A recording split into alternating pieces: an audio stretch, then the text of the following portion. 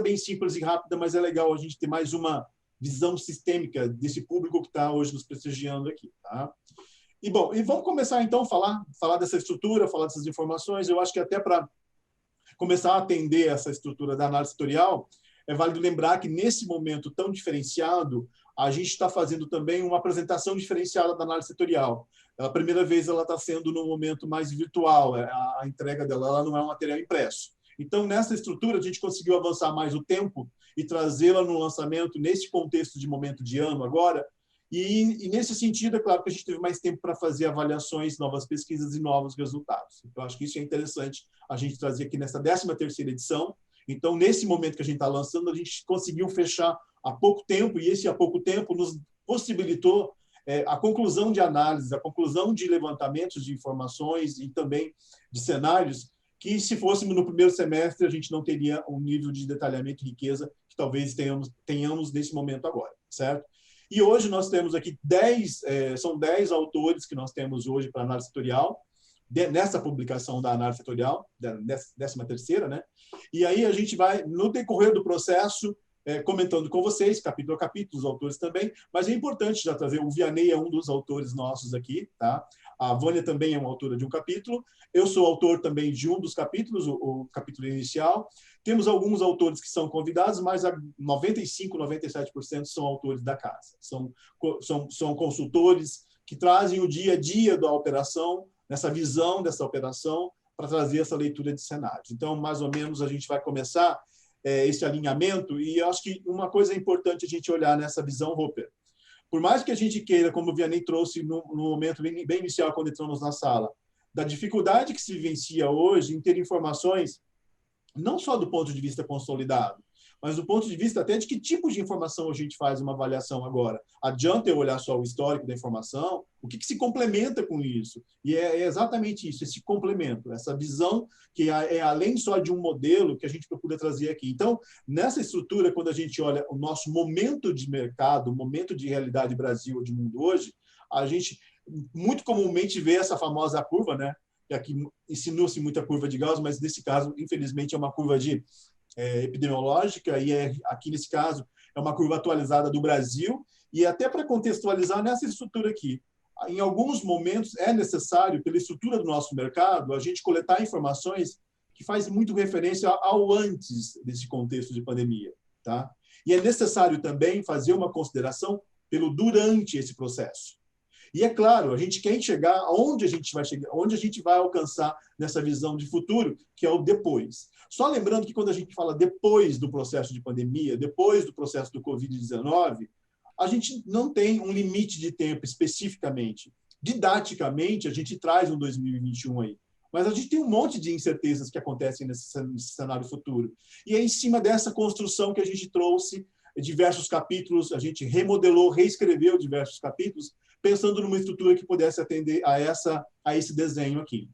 Então, lembrando que quando a gente vai trazer essas prospectivas, tá, tão necessárias nesse momento agora, é óbvio que a gente vai olhar um cenário muito anterior, que são as projetivas, as informações que você vem coletando lá de todo o segmento histórico. E aí você tem que saber o que é novo para diferenciar do que já foi. Então, nesse olhar, nós praticamente costuramos, alinhamos com os autores da análise setorial, procuramos trazer esse desafio, inclusive, para eles, e aí a gente começa a costurar essa temática.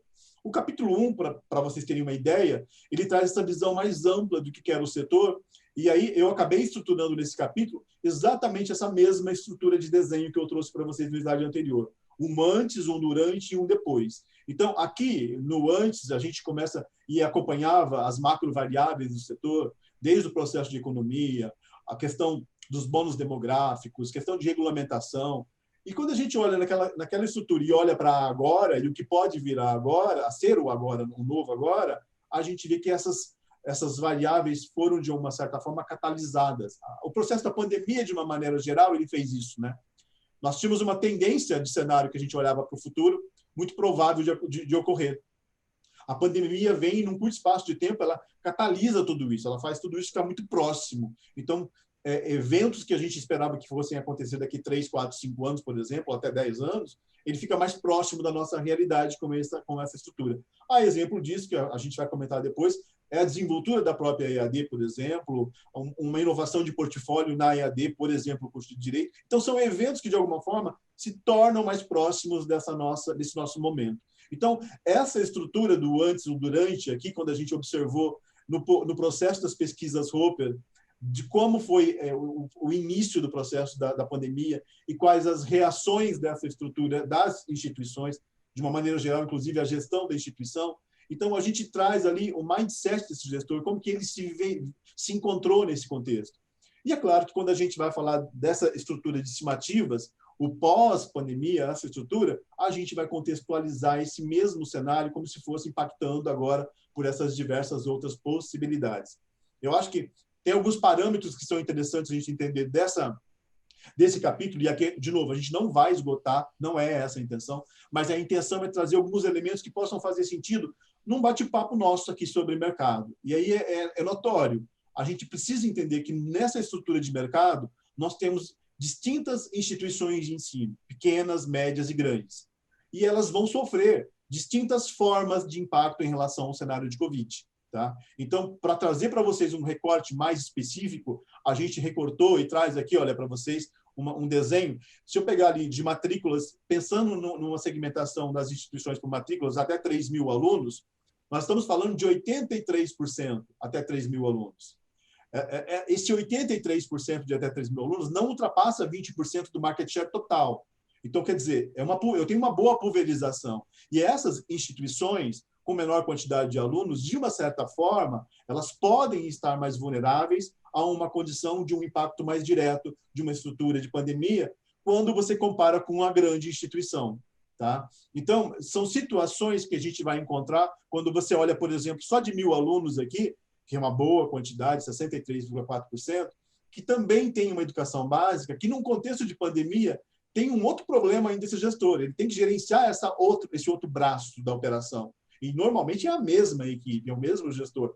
Então, para a gente ficar atento a essas particularidades do mercado. Então, nesse contexto aqui, quando a gente faz esse desenho, a gente percebe que existe uma necessidade de maior trabalho, maior cuidado relacionado à gestão profissional do processo, do negócio, quando eu olho essas pequenas e médias. Isso é um fato. Tá? Dentro ainda dessa estrutura, tem uma leitura que se faz, e aí isso é um resultado de 2020, das pesquisas Roper, mas é importante a gente entender também que já sabemos que esse mercado reagiu de maneira muito brusca num contexto tão diferenciado de 2020, e aí a gente está falando das pesquisas de preço que a Roper realiza. É muito comum a gente balizar essa estrutura do que é ofertado por essas métricas. Então, olha, em 2020, fevereiro de 2020, a nossa referência de preço era R$ 736. Essa curva toda que vocês observam aqui é reflexo de uma história do mercado de educação no Brasil. Quando você olhar 2015, vê uma queda, quando você olha 2010, vê uma ascendência, isso é resultado de uma reação do mercado. E a gente coleta essa percepção, esse resultado, quando realiza essas pesquisas. Então, R$ 736 é praticamente 50% de toda a oferta do Brasil vai até esse teto. O outro 50% supera esse valor. E aí a gente, quando for falar da parte de marketing, a gente vai posicionar um pouco melhor quando então, que eu tenho um valor maior ou quando que eu tenho um valor menor de referência. Isso tem a ver com o produto, tem a ver também com a questão do posicionamento estratégico, tem a ver com a estratégia de mercado, se é ganho de escala ou não. Tá? Então, o que se chama mais atenção quando a gente tenta fazer a prospectiva para esse cenário 2021, por exemplo, é que tanto o presencial quanto o EAD vai ter uma estrutura de produto, tá? Que já se evidenciava de uma maneira muito presente no nosso mercado, no nosso dia a dia, que eram os cursos semipresenciais, e eles começam a ganhar certa notoriedade já em 2019, 20, claro, também, mas é bem provável que esse impacto todo seja bem diferenciado quando a gente começa a pensar daqui para frente. Então, eu estou falando mesmo daquela estrutura nossa, gente, de pegar um presencial e ter um limite de virtualidade de até 40% e construir um produto novo. Da mesma forma de eu ter ali um EAD e conseguir embutir nele 30% de presencialidade. Nós já temos no mercado esse tipo de oferta. O que a gente vai encontrar agora é que, além dessa estrutura, esses novos produtos aqui, com essas dicotomias aqui de preço, de precificação, nós vamos ter algo novo. A impressão é que a gente vai encontrar aqui apresentações novas, tanto de precificação, quanto de posicionamento, quanto de produto.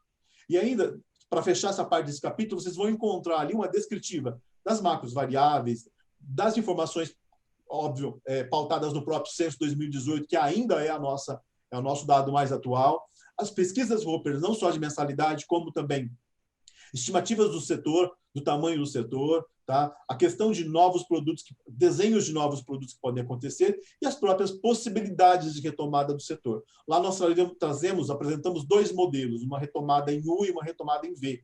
Então, acho que é legal darem uma olhada lá, a gente pode até comentar disso mais para frente depois. Tá? Mas a ideia é a gente começar a trazer essas estruturas para a gente poder fazer aqui mais uma fala geral sobre como que é a publicação e como que a gente está vendo também esse mercado agora.